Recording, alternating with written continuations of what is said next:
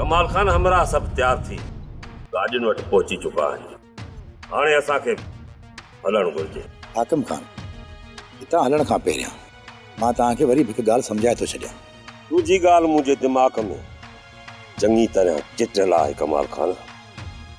पोइ बि ॻाल्हि कर। मां तव्हांखे मारण जो पूरो मनसूबो ठाहे छॾियो आहे। मां तव्हांखे गोली पंहिंजे हथनि सां हणंदुसि ऐं उते सिर्फ़ु हिकिड़ो वारिस आहे जंहिं मां असांखे ख़तरो थी सघे थो। तूं हुन मथां नज़र रखजांइ। ठीकु आहे कमाल खान, मां वारस ते नज़र रखंदुसि।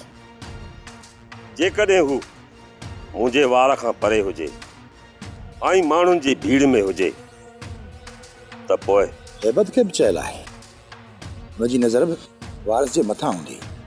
हुनजी गोली खां वारिस कॾहिं बची कोन सघंदो। इत्तफ़ाक़न जेकॾहिं हू तां बची निकिरे थो त पोइ तव्हांजी गोली खां हू बची न निकिरे। कमाल खान इन ॿिनि खे माण्हू त को मसइलो ई न आहे, पर उन इहे ॻोठ वारा जेकॾहिं जोश में अची विया असां छा कंदासीं? उतां त असां सभिनी जा लाश ईंदा। तूं छा थो सम्झे? दादा जे ॻोठ वारनि में एतिरी गैरत आहे, सभु बेनिमका ऐं बेगैरत बणिजी विया आहिनि। उन्हनि जो तूं को बि खुटको न कर। कमाल खान, असां कंहिं मामूली माण्हूअ खे कोन मारींदासीं। असां उन्हीअ खे मारींदासीं जेको उन ॻोठ जो मसीहा आहे, ॻोठ वारनि जो हमदर्द ऐं हॾॾोखी आहे।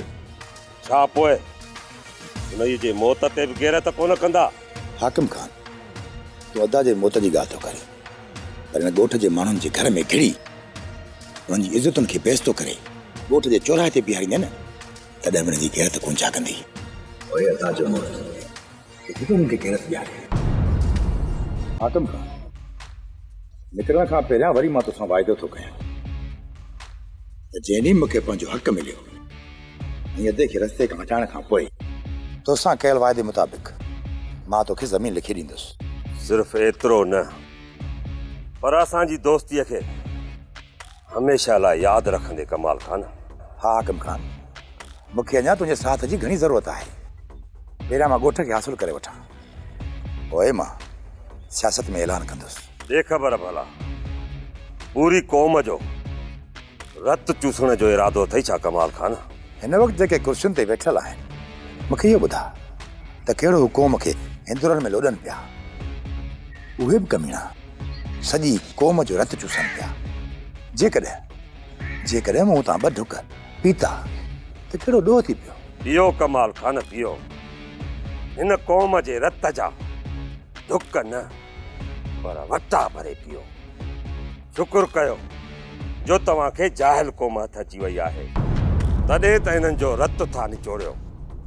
जॾहिं हिन क़ौम खे शऊर आयो ऐं जॾहिं इहे हिकु मुठ थिया, तव्हांजो जूतनि सां बूथ ई बूथ कुटींदा ऐं सरहद पार छॾे ईंदा। तूं कमाल थो करीं हाकिम खान। कॾहिं अंधी ॿोड़ी ऐं गूंची क़ौम में शऊर आयो आहे जो तूं हिननि जी ॻाल्हि थो करीं। हिन क़ौम खे होली जीअं मूंखे नचाइण ईंदो आहे। पहिरियां हली अदा जो बिलो कयूं, पोइ जेकॾहिं मां पंहिंजे वोटरनि खे होली वारो नाच नचाए एमएनए न थिया न, त मूंखे कमाल खान ई न सघजांइ। हिन क़ौम खे जाबिर ऐं ज़ालिम हुकुमरान खपनि, त पोइ छा मूंखां वधीक उन्हनि खे ज़ालिम मिलंदो? अच मूंसां। सोप सीरियल ज़हर ज़िंदगी तमाम एपिसोड ॾिसो हाणे HD क्वालिटी में। विजिट कयो असांजो YouTube चैनल सिन TV HD ड्रामा। सब्सक्राइब कयो असांजो ऑफिशियल YouTube चैनल सिन TV HD ड्रामा ऐं वधीक अपडेट लाइ बेल आइकन खे क्लिक करियो।